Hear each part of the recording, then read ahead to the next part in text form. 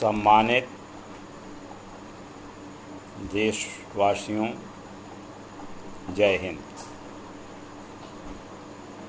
कल हमारा 74वां स्वाधीनता दिवस मनाया गया। कल का दिन बहुत ही हम सब के लिए जिम्मेदारी भरा और हर्ष का था। ऐसे राष्ट्र पर्व को हम जितना भी प्रसन्नता प्रकट करें वो कम है। कल दिन हमारे देश के एक महान खिलाड़ी क्रिकेटर श्री महेंद्र सिंह धोनी ने अपने सर्वप्रिय खेल क्रिकेट से संन्यास ले लिया, जो देश क्रिकेट प्रेमियों के लिए थोड़ा सा दुखदाई लगा, लेकिन उनका निर्णय समय से बहुत अच्छा रहा, क्योंकि जब व्यक्ति अपनी अस्त हुए सूर्य के पहले अपना रण छोड़ देता है तो उसे बहादुर और साहसी कहा जाता है। ऐसे महेंद्र सिंह धोनी जी को हमारी शुभकामनाएं। आज का दुखद विषय है कि हमारे प्रदेश के कैबिनेट मंत्री, पूर्व क्रिकेट खिलाड़ी स्वर्गीय चेतन चौहान जी का स्वर्गवास हो गया, जो हमारे प्रदेश की और देश के क्रिकेट की एक क्षति हुई। उसके प्रति हमारी सद्भावना है। आज चलते रहोगे का तीसरा एपिसोड है। इसके पहले मैं 2 एपिसोड में अपने आदर्श देशभक्त नेताजी सुभाष चंद्र बोस के विषय में बहुत कुछ बता चुका हूँ। उसके बाद संस्था के आदरणीय उन शख्सियतों से भी मैंने परिचय कराया जो लगभग प्रयाग उच्च न्यायालय के मूर्ति गण थे। आज तीसरे एपिसोड में मैं भारत भारती के उन महान देशभक्तों से परिचय कराऊंगा जिसमें उन्होंने भारत भारती को अपना पूरा आशीर्वाद दिया, जिसमें सर्वप्रथम क्रांतिकारी सचिन नाथ बख्शी जी थे, जो अपने क्रांतिकारी काल में शहीद चंद्रशेखर आज़ाद जी को मुआवजा चलाना सिखाया करते थे। उसके बाद हमारे बीच हमको आशीर्वाद देने क्रांतिकारी साहित्य के महान लेखक श्री मनमोहन नाथ गुप्त जी का आशीर्वाद प्राप्त हुआ। उसी तारतम्य में शहीद अशफाक उल्लाह के पौत्र श्री अशफाक जी हमारे बीच आए। यहाँ थोड़ा सा कन्फ्यूजन हो सकता है, श्रोताओं को हो कि अशफाक उल्लाह और फिर अशफाक उल्लाह कैसे संभव है। इसकी उनकी अपनी गूढ़ कहानी है। जब अशफाक उल्लाह जी को फांसी लगने को 1 दिन रह गए और उनकी माँ उनसे मिलने जेल गईं तो अशफाक जी ने उनको एक अपनी भावना से परिचय कराया कि माँ, अब तो मैं इस दुनिया से विदा लूँगा, लेकिन मेरी इच्छा है कि मेरे ख़ानदान में जो पहला पौत्र जन्म ले उसका नाम भी अशफाकुल्लाह रखा जाए। इसलिए उनका जो पौत्र पहला हुआ उसका नाम भी अशफाकुल्लाह रखा गया और आज वो शाहजहाँपुर के निवासी हैं और अशफाक जी भी शाहजहाँपुर के ही निवासी थे। ये सौभाग्य की बात है कि एक शहीद के नाम का चिराग उसके प्रपौत्र के द्वारा जागृत है। उसके बाद हमारे बीच सरदार भगत सिंह जी के अनुज चचेरे भाई श्री राजेंद्र सिंह जी आए।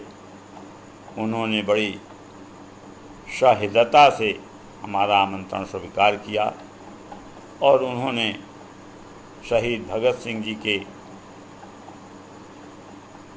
कार्यकल्पों पर अपना प्रकाश डाला। इस तरह शहीदों का भी हमें बराबर संरक्षण मिलता रहा। इसी बीच हमारे नवयुवक या नवयुवतियाँ अपने इस उम्र में कभी न कभी काला पानी की सज़ा सुनते हैं या सुनती रही हैं। काला पानी की सज़ा है क्या? ये एक बड़ा मार्मिक और बहुत ही कष्टदायी सज़ा है जिसे हमारे क्रांतिकारियों ने भरपूर भोगा है। हमारे देश के दक्षिण में एक स्थान है जिसका नाम अंडमान निकोबार है। अंडमान निकोबार में अंग्रेज़ों ने अपने सत्ता के विरुद्ध आवाज़ उठाने वाले जो सशक्त भारतीय हुआ करते थे उनको वो वहाँ पर ले जाकर जेल में बंद रखते थे और वहीं के जेल को काला पानी कहा जाता था, जहाँ का वातावरण स्वास्थ्य की दृष्टि से बहुत ही दूषित होता था।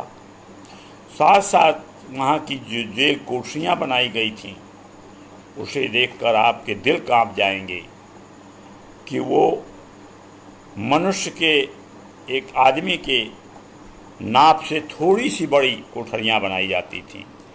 कोई 5 फुट की, कोई 6 फुट की, कोई 7 फुट की वो कुर्सी होती थी और जिसकी लंबाई और चौड़ाई 3-4 फुट बाई 6 फुट हुआ करती थी, जिसमें कोई भी अपराधी, कोई भी प्रिजनर, कोई भी कैदी आराम से सो भी न सके और वो कमरा में लैट्रिन बाथरूम की कोई सुविधा नहीं हुआ करती थी। ये जितनी बातें मैं बता रहा हूँ ये सब जयदेव कपूर जी ने अपने काले पानी की सज़ा के ब्यौरा में मुझे बताया था। और जहाँ लैट्रिन बाथरूम नहीं हुआ करती थी उसमें एक हांडी, मट्टी की हांडी रखी जाती थी जिसका मुंह 1 बाई 1 इंच सर्किल का होता था और जब कैदी को फ्रेश होने की ज़रूरत पड़ती थी तो वह उसी हांडी में बैठता था हांडी पर और उनको ये हिदायत थी कि उनके मल मूत्र का कोई भी भाग उसी हांडी में मल और मूत्र दोनों होंगे और उसका कोई भी भाग हांडी से बाहर ना आवे और अगर वह हांडी से बाहर आ जाता था तो उनको बाद में सजाएं मिलती थी, कोड़े पड़ते थे। इस तरह की जिसमें उस कमरे में पंखे भी नहीं हुआ करते थे, बिस्तर भी नहीं हुआ करते थे। बिस्तर होते थे तो जैसे स्कूलों में टाट की पट्टियाँ होती थीं उसी शक्ल में मिलते थे।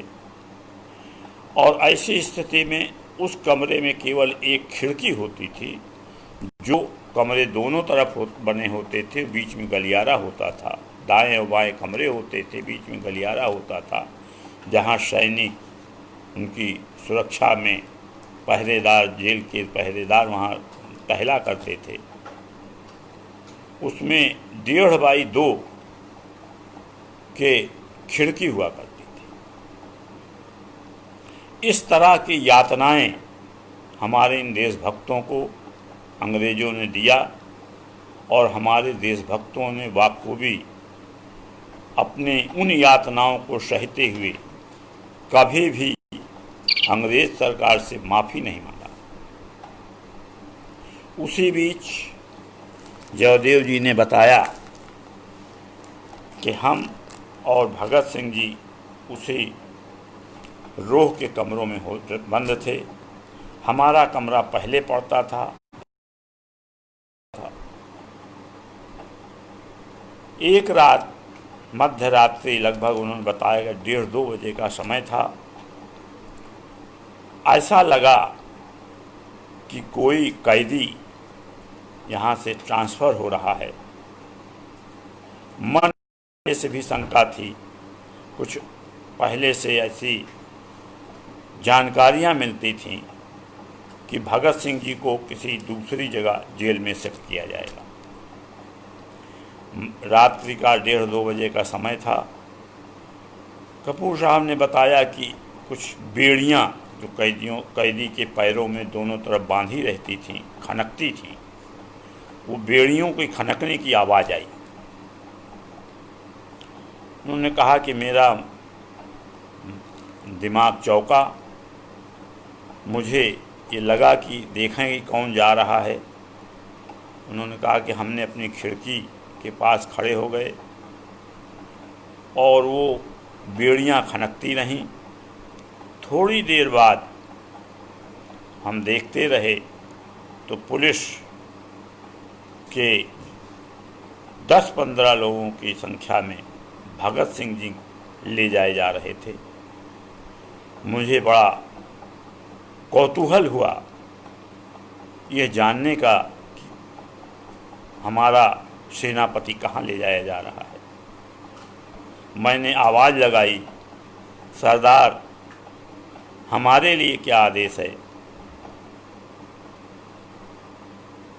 तो जाते जाते उन्होंने कहा कि चलते रहोगे, चलते रहोगे, चलते रहोगे। यह जो कपूर साहब हमको दे गए, ये मंत्र भगत सिंह जी ने कपूर साहब को दिया था। और उसके बाद उनकी आवाज़ खनकने, बेड़ियों के खनकने की आवाज़ धीरे धीरे मध्यम हो गई। और दूसरे दिन पता लगा कि सरदार यहाँ से कहीं और ले जाए गए हैं। यह है काला पानी। आज हम जिस ढंग से अपने उन क्रांतिकारियों को, उन देशभक्तों को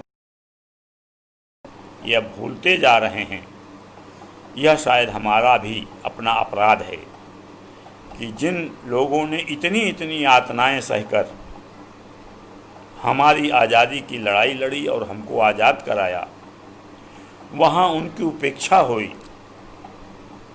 और उन बहादुर जांबाजों को राजनीति ने, हमारी सत्ता ने पिछले 74 सालों से एक हाशिए पर डाल दिया। और हम आप आज उन्हीं के बल पर सुख चैन से आज़ादी का स्वाद ले रहे हैं। इस तरह ये बताना ज़रूरी मैंने समझा कि आपको ये बताया जाए कि काला पानी का मतलब क्या है। अब हम आपको भारत भारती के उस रास्ते पर ले चल रहे हैं जहाँ ये कहा जा सकता है कि लोग आगे बढ़ते गए और कारवां बनता गया। वर्ष 1981 में 27 फरवरी 1981 को शहीद चंद्रशेखर आज़ाद का के शहादत का 50वां वर्ष था। इलाहाबाद में जहां उनकी शहादत हुई थी, अल्फ्रेड पार्क में, वहां एक आयोजित किया गया था। मेरा जहाँ तक ख्याल है प्रदेश सरकार ने या केंद्र सरकार ने रखा था। वो 50वां शहादत दिवस तीन दिवसीय था, 3 दिन का सम्मेलन था।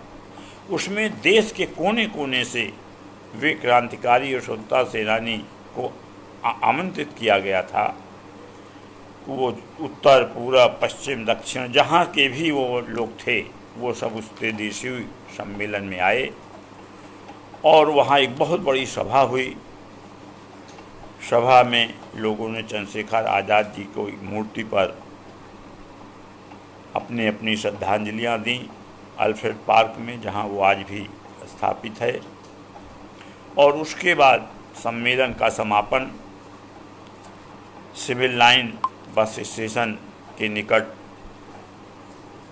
तीसरे दिन का जो सम्मेलन समाप्ति का था, वो पुरुषोत्तम दास टंडन पार्क में आयोजित था।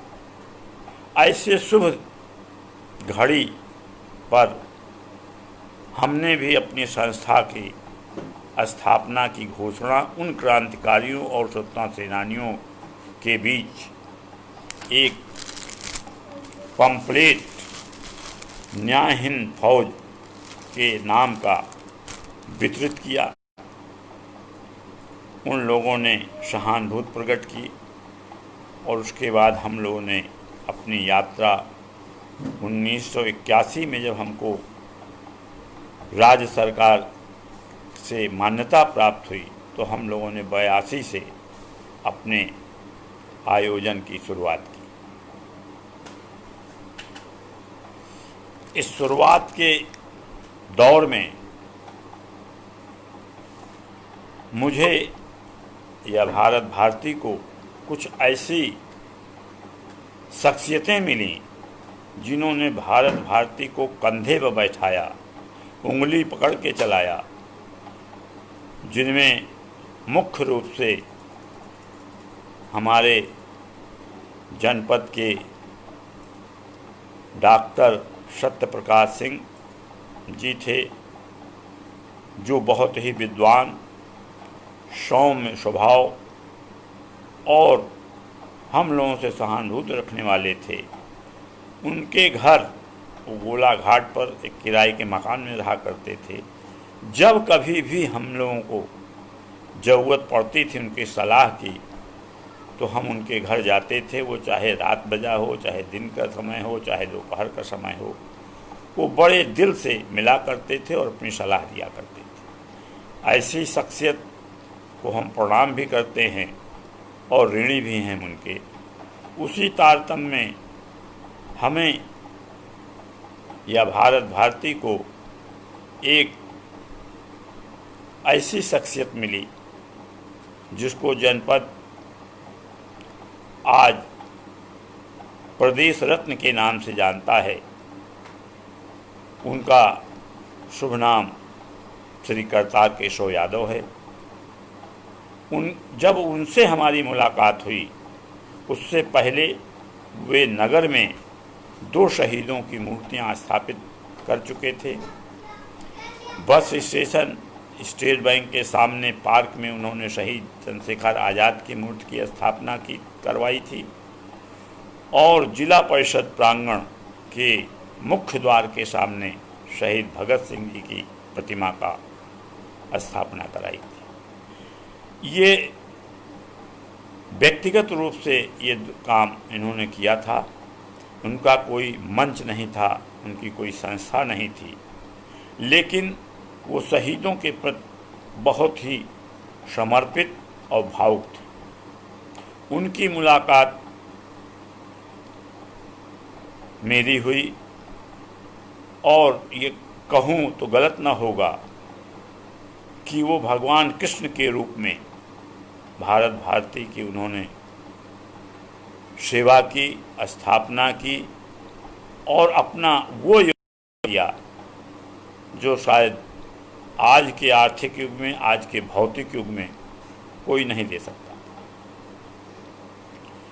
उसी सिलसिले के दौरान भारत भारती को रामकली स्कूल के सामने रह रहे वरिष्ठ पत्रकार, आयकर और बिक्री कर के अधिवक्ता श्री राज खन्ना जी का साथ हुआ। खन्ना जी ने हम लोगों की जो दिशा निर्देश देते थे उसमें प्रोत्साहित करने के लिए वो अखबारों में, अपने अखबारों में उसकी चर्चा भी बराबर किया करते थे। और भारत भारती का जो सबसे बड़ा सौभाग्य और सबसे बड़ा योगदान उनका रहा कि उन्होंने 30 वर्षों तक भारत भारती के सभा का संचालन किया। और मेरी अपनी मनोविद या हमारे विचार हैं कि किसी भी सभा का आत्मा सभा का संचालक होता है। उन्होंने 30 वर्षों तक जिस तरह से भारत भारती के मंच का संचालन किया, मैं गर्व से कह सकता हूं कि उस तरह का संचालन उसके बाद आज तक किसी भी आयोजन में, चाहे वो सरकारी आयोजन रहा हो और चाहे बड़े से बड़ा आयोजन रहा हो, छोटे से छोटा आयोजन रहा हो, लेकिन उनकी क्षमता जैसा संचालन करने वाला कोई व्यक्ति नहीं है। इसलिए उनके प्रति भी भारत भारती नतमस्तक है। उसी दौर में 2 साल हम लोगों के कार्यक्रम जब संपन्न हुए सन 82 और सन 83 के, जिसमें प्रेम शंकर गुप्त जी जैसे लोग आए, और उसी आयोजन में जयदेव कपूर जी सरदार भगत सिंह का जूता पहना हुआ और उनके कमर में बांधने वाली घड़ी भी लाए थे, जो आयोजन के सभा स्थल पर प्रदर्शित की गई थी। जूते का भी अर्थ ये था कि जब वो असेंबली बम कांड में की योजना बना रहे थे तो उनको दिल्ली में किसी एक मकान में किराए पर रहना पड़ता था। 2-4 लोग किराए पर ये कह के रहते थे कि हम लोग विद्यार्थी हैं, हम हिस्ट्री के विद्यार्थी हैं और हमको लोकसभा में, असेंबली में जाकर वहाँ कार्रवाई देखकर सीखना पड़ता है, पढ़ना पड़ता है। तो एक मकान में ऊपरी मंजिल पर उन्होंने एक कमरा किराए पर लिया और ये लोग दिन भर अपनी योजनाएं बनाते थे कि हमको असेंबली में बम फेंकना है, तो उसकी पूरी क्रिया भी तैयार करना किया उन्होंने। और उसमें जाने का रास्ता जयदेव कपूर जी मुख्य रूप से बनाए थे। तो जब ये लोग रात में अपने कमरे पे आते थे तो नीचे मकान मालिक रहता था और भगत सिंह जी का जूता हाफ ऊंचाई तक था और वो की आवाज़ सीढ़ी पर चढ़ने में बहुत होती थी। तो एक दिन मकान मालिक ने कहा कि आप लोग इतनी रात में आते हो और जूते की आवाज़ इतनी आती है कि हम लोग नींद खुल जाती है। उस दिन से भगत सिंह जी ने कहा कि कहीं ऐसा न हो कि हमारे योजना में डिस्टर्ब हो जाए, तो उन्होंने जूता जयदेव कपूर जी को दे दिया कि ये आप रखे रहिए, अगर हम असेंबली बम से वापस आए तो ले लेंगे, नहीं आप अपने घर ले जाइए। ये उस जूते की कहानी थी। घड़ी वो जो पहना करते थे वो एक बार किसी जगह गिर गई जो जयदेव कपूर जी को मिली, कपूर जी के पास रह गई।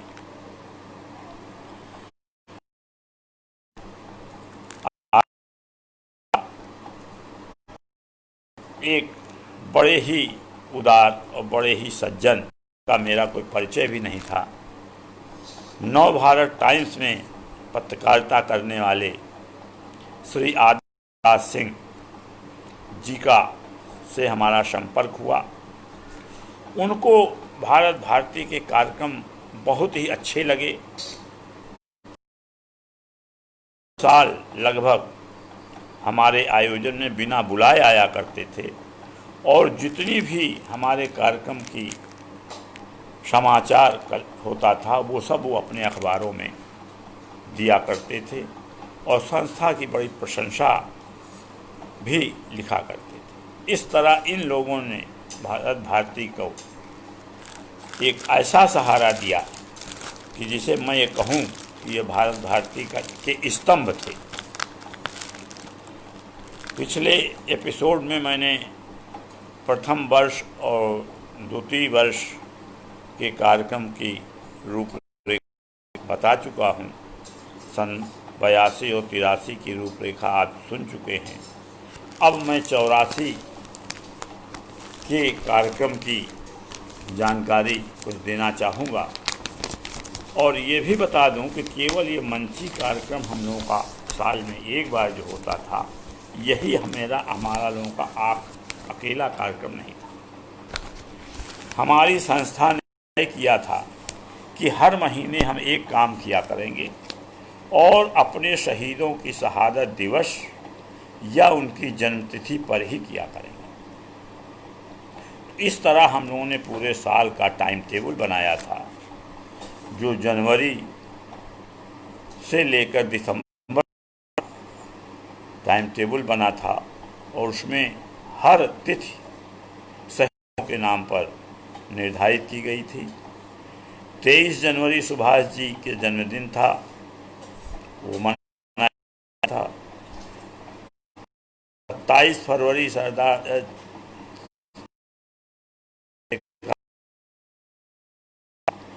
23 मार्च सरदार भगत सिंह जी का शहादत दिवस, 13 जलियांवाले बाग कांड दिवस,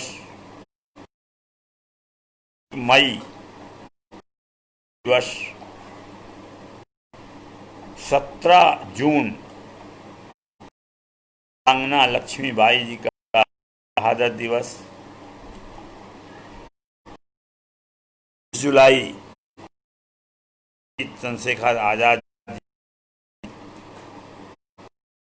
15 हमारे देश का स्वतंत्रता दिवस,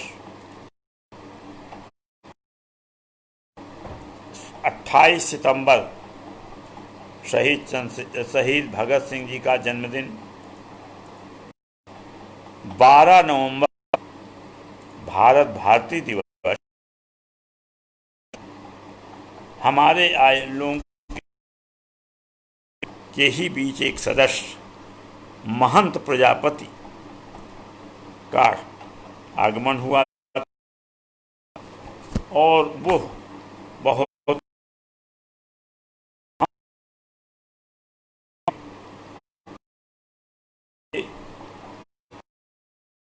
आयोजन कोई मेला था जिसमें वो फैजाबाद स्नान करने जा रहे थे। समय उतरते वक्त जितने बड़े यात्री, उन्हीं यात्रियों के बगल वाली पटरी पर एक ट्रेन और पास हो गई, जिस पे सैकड़ों आदमी मारे गए और घायल हो गए। प्रजापति जी ने उसी घटना में कम से कम 8-10 आदमियों को बचाया और उसी बचाने में वो रेल के उस दुर्घटना में वो भी चपेट में आ गए और उनका इंतकाल हो गया। उस त्यागी और बलिदानी और महान सदस्य के रूप में हम लोग ये 12 नवंबर भारत भारती के रूप में मनाने का निश्चय किया और 19 दिसंबर जिसमें काकोरी कांड के शहीदों को श्रद्धांजलि अर्पित करना निश्चित किया गया। इस तरह साल में 12 दिन हम लोगों के सेवा काल के दिन थे। उस सेवा आ गया, ठीक। उसका मतलब केवल ये नहीं था कि हम लोग मूर्तियों माला पहनावें और हम लोग काम करके एक बनाते थे कि हम अपनी श्रद्धांजलि दें।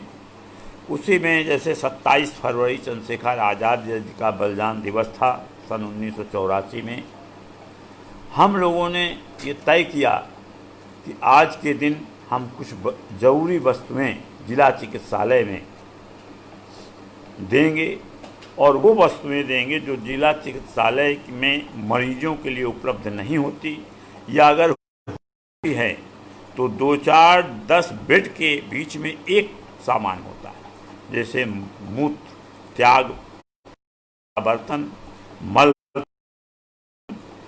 या वो बोतल लटकाने वाले स्टैंड, इस तरह के सामान का बड़ा अभाव था। तो हम लोग उस चीज़ की पूर्ति के लिए अस्पताल में हमने मल मूत्र त्याग का बर्तन दिया, बोतल स्टैंड लगाने के स्टैंड दिए। इस तरह दूसरा शहीद भगत सिंह जी के शहादत दिवस पर या सुखदेव जी और राजगुरु के शहादत दिवस पर हम लोगों ने अस्पताल में ही जब कोई मरीज घायल होकर आता था, एक्सीडेंट में आता था, तो वहाँ के डॉक्टर मरीज को देखने के बाद उनके अभिभावकों को, उनके तीमारदारों को लिख कर दिया करते थे दवा और रुई और पट्टी करते थे कि आप ये सामान आवें तो हम मरीज को बैंडेज करें। बड़ा दर्दनाक लगता था और उसका अभिभावक रुई और पट्टी लेने जाता हो, जबकि ये अस्पताल की एक जिम्मेदारी हुआ करती थी अस्पताल, लेकिन ऐसा कुछ नहीं था। तो हम लोगों ने कुछ नागरिकों ने से आह्वान कि आप भी रुई और पट्टी दान दें, और हम लोगों ने भी दिया, जिसमें आपको जानकर ताजुब होगा कि एक रुई का बंडल लेकर अपने अस्पताल में दान दिया और अस्पताल का कर्मचारी नाम के सहित रजिस्टर पर उस व्यक्ति के दिए हुए वस्तु को लिख रहा था। ये समाचार जब अखबारों में छपा तो लखनऊ में जब ये शासन के पास पहुंचा तो वहाँ खलबली मची और वहाँ से ये रिपोर्ट वो टीम आई ये पता करने के लिए कि यह रुई और पट्टी जो आती है ये कहाँ चली जाती है। यहाँ के अस्पताल के मैनेजमेंट में खलबली मची और उसके बाद से रुई और पट्टी इस तरह से अस्पताल में उपलब्ध होने लगी कि ये लगा ही नहीं कि कभी यहाँ रही रुई पट्टी का अभाव हुआ करता। इस तरह का योगदान हम लोग दिया करते थे। उसी तरह 13 अप्रैल जलियांवाले बाग कांड के शहीदों की याद में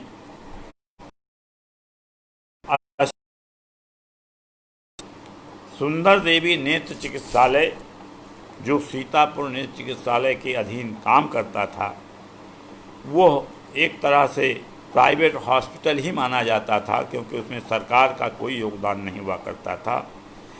बजट सीतापुर नेत्र चिकित्सालय से आता था और तब मरीजों की आँखों का इलाज होता था और उस समय इन अस्पतालों की बड़ी विश्वसनीयता थी।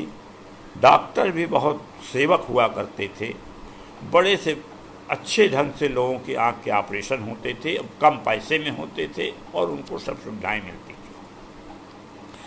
जब हम लोगों ने वहाँ के अस्पताल की थोड़ी सी अभाव देखा तो हम लोगों ने लोगों से और कुछ संस्थाओं से आह्वान किया कि वहाँ के बेड पर चादर नहीं हैं, एक ही बेड पर 2-2 मरीज लेटे रहते हैं और उनके बहते हुए खून या उनके गंदगियाँ उसमें गद्दों में चिपकी रहती हैं।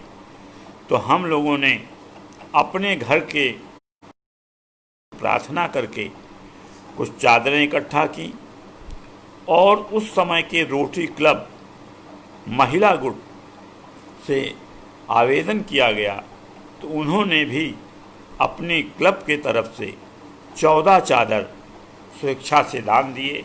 ये बहुत बड़ा योगदान था और ऐसी संस्थाओं को से संस्थाओं का योगदान दें। ये बहुत बड़ी शुरुआती परंपरा थी जो हम लोग अंतिम तक निभाने का प्रयास किए और उसमें सफल भी रहे।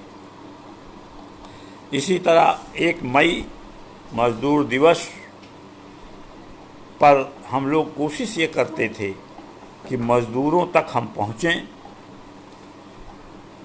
दुर्घटना का एक दौर था। एक बाहर से कलकत्ता से आने वाली बस जिसमें यात्री थे और वो बद्रीनाथ केदारनाथ दर्शन करने जा रहे थे, उसका बस नंबर RP 556 दिनांक 1 मई को मुसाफिर खाना के पास क्षतिग्रस्त हो गई, जिसका चालक श्री महेश सिंह तथा यात्री रमेश चक्रवर्ती और हरीश बनर्जी जैसे कई यात्री घायल हो गए। हम लोगों को जब ये पता लगा कि वो अस्पताल में आके भर्ती हो गए हैं, तो हम लोगों ने उनको अस्पताल देखने गए। जेठ का महीना था, 1 मई आप समझ ही रहे हैं। 1 मई का समय था, अस्पताल बड़ी दुर्दशा की स्थिति में था। बाहर के मरीज होने के नाते उनको कोई तवज्जो नहीं दी जा रही थी और लू के भयंकर गर्मी और लू में उन्हें पीछे के वार्ड में बरामदे में घायल मरीज, जब बस घायल मरीज जिसका कोई वारिस न हो और उसे इस गर्मी में बरामदे में डाल दिया जाए, तो सोचिए उसकी क्या दुर्दशा हो सकती है। हम लोगों ने जब देखा तो वहाँ के सुपरिटेंडेंट से हम लोगों के कुछ वाद विवाद भी हुए और उनको हम लोगों ने अंडर वार्ड में जगह दिलाई। कूलर कहकर उन लोगों अस्पताल से लगवाया गया कि नहीं, ये इनको बहुत ज़रूरी है। और उनके घर कुछ टाटा नगर के यात्री थे, कुछ जमशेदपुर के थे। इस तरह से हम लोगों ने उनके घरों में टेलीग्राम देकर सूचना दी और तब तक हम लोग उनकी सेवा को खाना इत्यादि मुहैया कराते रहे, जिससे उन्हें न लगे कि हम अनाथ हैं। उन लोगों ने कि जो घर वालों को जब सूचना मिली तो घर से उनके 5-7 लोग एक लंबी सी कार लेकर आए और जब उन्होंने अस्पताल में अपने परिजनों से मिले तो उनके जो मरीज भर्ती थे, जिनकी हम लोग सेवा कर रहे थे, वो बहुत ही प्रभावित और बहुत ही हम लोगों के प्रति वो ये कहा करते थे कि आप लोग तो हमारे अपने अभिभावकों से भी इसी तरह की बातें रखीं। उसमें मरीज ऐसे थे जो बहुत ही पैसे वाले और फैक्ट्री ओनर थे। जब उनके अभिभावकों ने हम लोगों की सेवा का भाव देखा और सुना, अपने लोगों के द्वारा सुना, तो बहुत प्रभावित हुए। उन्होंने हम लोगों को बुलाया और जब उन डिस्चार्ज हो करा कर उनको ले जाने लगे तो हम लोगों से कहा कि हम आप लोगों के ऋणी हो सकते।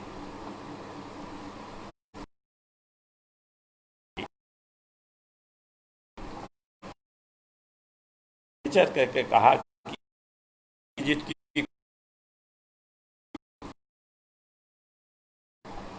अपनी तरफ से उपहार दे रहे हैं,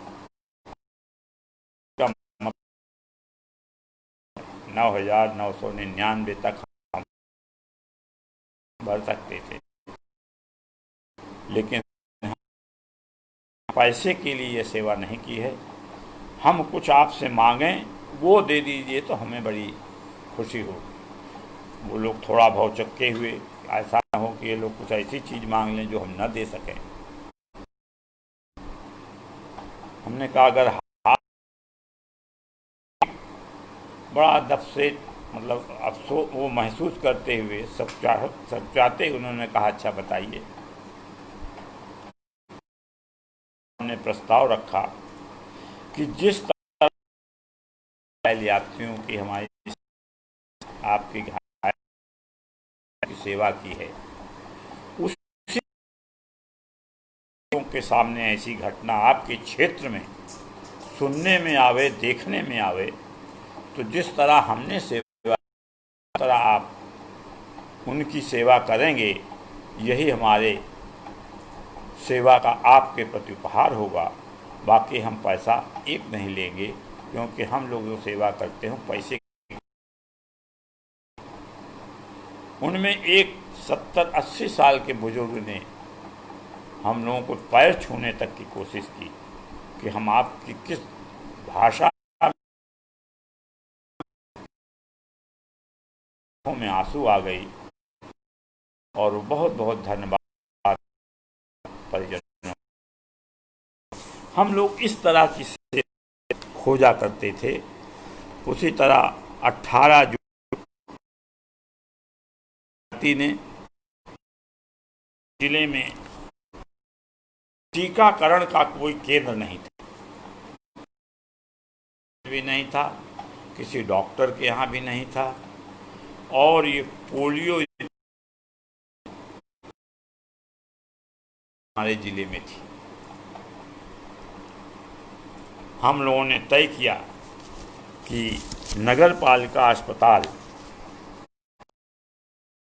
मोहम्मद रफ़ीक था, वो भी हमारी संस्था के मेंबर थे,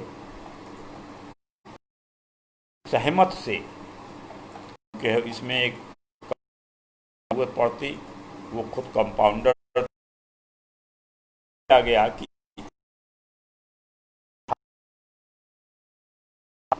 हम लोग जीवन रक्षक टीकाकरण केंद्र खोलेंगे।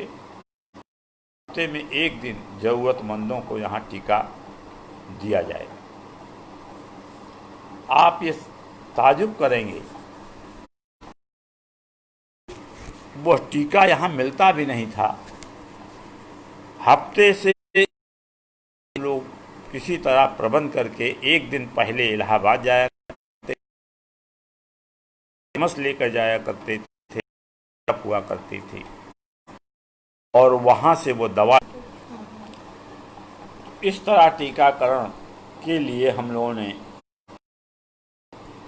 जिला वो नगर पालिका चिकित्सालय में महारानी लक्ष्मीबाई प्रतिरक्षीकरण टीका केंद्र की स्थापना की, जो बहुत दिनों तक कार्यरत और जरूरतमंदों को मिलता रहा। इसी तरह 27 जन्मदिन पर हम लोगों ने तय की, गर्मी के दिन में नगर में कहीं भी प्याऊ की व्यवस्था नहीं है,